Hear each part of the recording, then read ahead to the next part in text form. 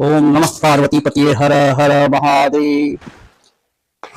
आज हम पॉलिनोमियल के अंतर्गत कुछ एमसीक्यूज आ रहे हैं, उसके बारे में हम डिस्कस करेंगे। कहता है एक quadratic polynomial which sum of zeros is 0 and 1 0 is 3।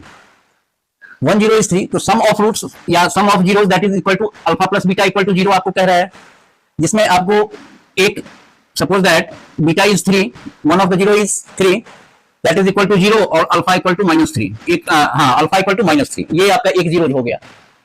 तो कहता है quadratic polynomial which sum of zeros is 0 and 1 0 is 3 is. अब ये चार अल्टरनेटिव्स दिए हुए हैं, इसमें से कहता है कि किसका आपका ये होना चाहिए, कौन सा क्वाड्रेटिक पॉलिनोमियल ऐसा है जिसका सम ऑफ जीरोज जो है वो 0 है और 1 0 जो है वो 3 है। तो स्वाभाविक है x स्क्वायर -3, तो x स्क्वायर -3 अगर d वाले को हम देखते हैं तो x स्क्वायर -3, तो a इक्वल टू आपका क्या हो जाएगा, 1, b equal to 0 and c equal to -3 आ जाएगा। इस वाले में नहीं होगा, इसमें तो सीधा ये x स्क्वायर -9 है, तो x स्क्वायर -9, तो it is also quadratic polynomial. तो इसको हम जब हम इक्वेट करेंगे 0 से, तो x स्क्वायर इक्वल टू 9 और x इक्वल टू +-3, और +-3 अगर हम देखते हैं रिजल्ट आता है तो एक 0 आपका 3 भी हो गया, दोनों का सम क्या हो जाएगा, +3 -3, तो that is equal to 0। So its answer is A. इसको इसी से बना सकते हैं, हम डायरेक्ट सॉल्व कर लेंगे। The product of zeros of the polynomial x³ + 4x² + x - 6 is इसका क्यूबिक पॉलिनोमियल है। तो क्यूबिक पॉलिनोमियल में product of the roots alpha beta gamma equal to क्या होता है, alpha plus beta plus gamma equal to -b/a, alpha beta जो beta gamma जो alpha gamma that is equal to c/a, और alpha beta gamma equal to -d/a। तो यहां पर आपको ये देखना है जो d आपका 9 है,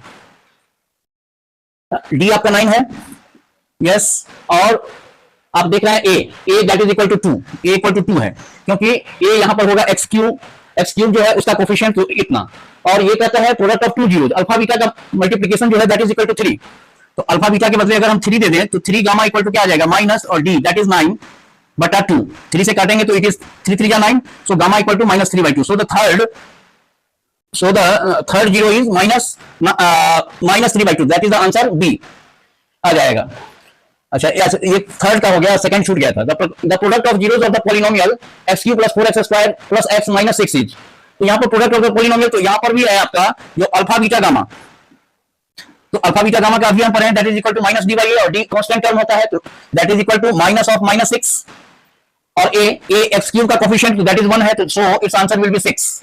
सो its answer is 6, the product of the zeros of the polynomial. Third हमने सॉल्व कर लिया, इसमें दो दिया था, दो जीरोस का प्रोडक्ट, और तीसरा फाइंड आउट करना था।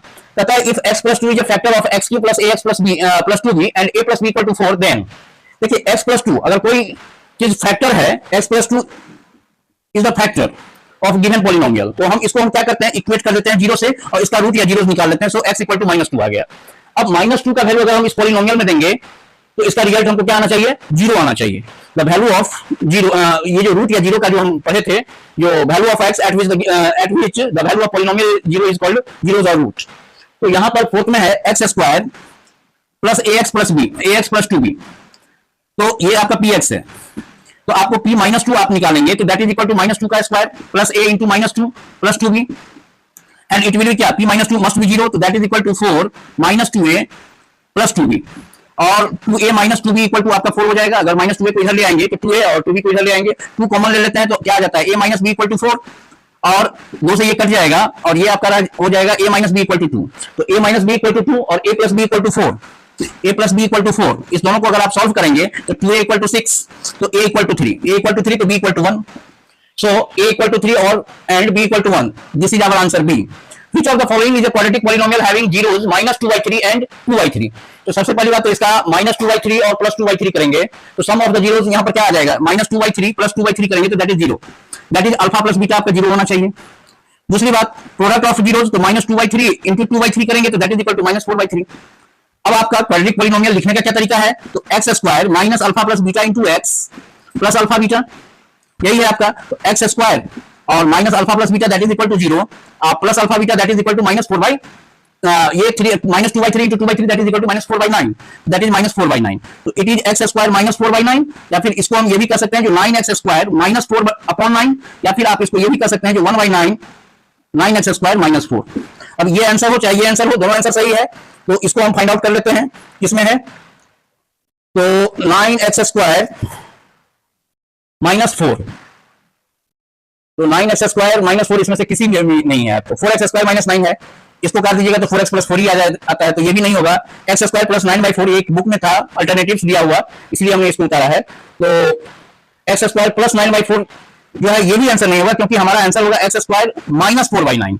सो इसमें से कोई आंसर नहीं है। So you will write none of this. अगर कभी ऐसा भी होता है जो हमारे पास कोई भी अल्टरनेटिव सही नहीं है, तो ऐसी स्थिति में आपको जो आंसर सही लगे वो लिख लीजिए, that is none of this, कोई हर्जा नहीं है। सीबीएसई में अगर आप सही आंसर लिखते हैं, अगर चारों अल्टरनेटिव आपके, मान लीजिए जैसे इस क्वेश्चन में हमने देखा कि क्वेश्चन 5 में चारों अल्टरनेटिव गलत है, तो चारों अल्टरनेटिव गलत है, तो इसके लिए आपको सीबीएसई से तो मार्क्स मिल जाएगा। आप कुछ भी लिख लीजिएगा तो पर भी अगर आप ये लिख लीजिए तो ये आपके कॉन्फिडेंस फाइल करेगा। या नहीं भी लिखेंगे तो ऐसे में छोड़ दीजिए, वो अच्छा है। जो अगर आपको चारों में से कोई विकल्प आपको सही नहीं लगता है तो। आज के लिए इतना ही, थैंक यू।